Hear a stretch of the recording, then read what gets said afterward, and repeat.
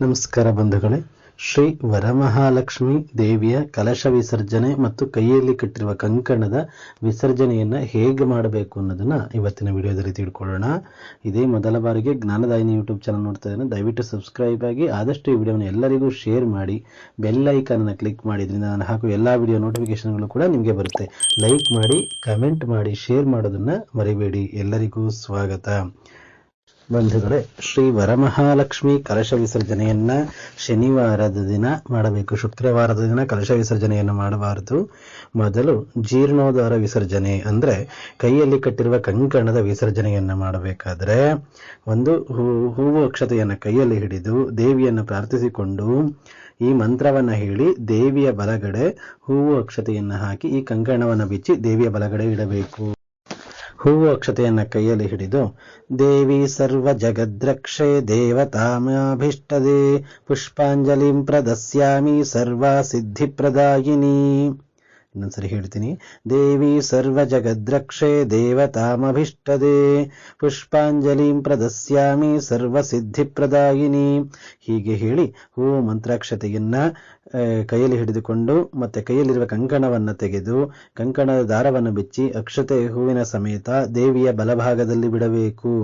ನಂತರ ಈ ದಾರವನ್ನ ಶ್ರಾವಣ ಮಾಸದ ಒಳಗೆ ಹರಿಯುವ ನೀರಿನಲ್ಲಾಗಲೂ ಆಗ್ಬೋದು ಅಥವಾ ಕಲ್ಯಾಣಿಯಲ್ಲಾದರೂ ಆಗಲಿ ವಿಸರ್ಜನೆಯನ್ನ ಮಾಡಬೇಕು. ಹರಿಯುವ ನದಿ ಅಥವಾ ಕಲ್ಯಾಣಿ ಯಾವುದಾರು ಆಗಲಿ, ಎಲ್ಲರೂ ನೀರಿರುವ ಜಾಗದಲ್ಲಿ, ಹರಿಯುವ ನೀರಿರುವ ಜಾಗದಲ್ಲಿ ಈ ದಾರವನ್ನ ವಿಸರ್ಜನೆಯನ್ನ ಮಾಡಬೇಕು. ಬಂಧುಗಳೇ, ಶ್ರೀ ವರಮಹಾಲಕ್ಷ್ಮಿ ಅಥವಾ ಯಾವುದೇ ಕಲಶ ವಿಸರ್ಜನೆಯನ್ನು ಮಾಡಬೇಕಾದರೆ ಹೂವು ಅಕ್ಷತೆಯನ್ನ ಕೈಯಲ್ಲಿ ಹಿಡಿದು ಯಜ್ಞೇನ ಯಜ್ಞಮಯ ಜಂತು ದೇವಾಃ ತಾನಿ ಧರ್ಮಾಣಿ ಪ್ರಥಮಾನ್ಯಾಸನ್ ತೇಹ ನ ಕರಿಮಹಿಮಾನ ಸಚೇತೆ ಯತ್ರ ಪೂರ್ವೇ ಸಾಧ್ಯಾ ಸಂತಿ ದೇವಾಃ. ಕಲಶವನ್ನ ದೇವರ ಬಲಗಡೆ ಕದಲಿಸಬೇಕು. ಹೂವಕ್ಷ ದೇವರಿಗೆ ಅರ್ಪಿಸಿ ಯಾಂತು ದೇವಾಗಣ ಸರ್ವೇ ಪೂಜಯಾಮಾದಯ ಮೃತ್ಕೃತ ಇಷ್ಟಕಾಮ್ಯಾರ್ಥ ಸಿದ್ಧ್ಯರ್ಥಂ ಪುನರಾಗಮನಾಯ ಚ ಎಂದು ಹೇಳಿ ಪ್ರಾರ್ಥಿಸಿಕೊಳ್ಳಬೇಕು. ಮತ್ತೆ ಕ್ಷಮೆಯವಾಗಿ ಆಗಮನವಾಗಲಿ ಮುಂದಿನ ವರ್ಷ ಅಂತ ಹೇಳಿ ಕಲಶವನ್ನ ಸ್ವಲ್ಪ ಬಲಗಡೆ ಕದಲಿಸಬೇಕು.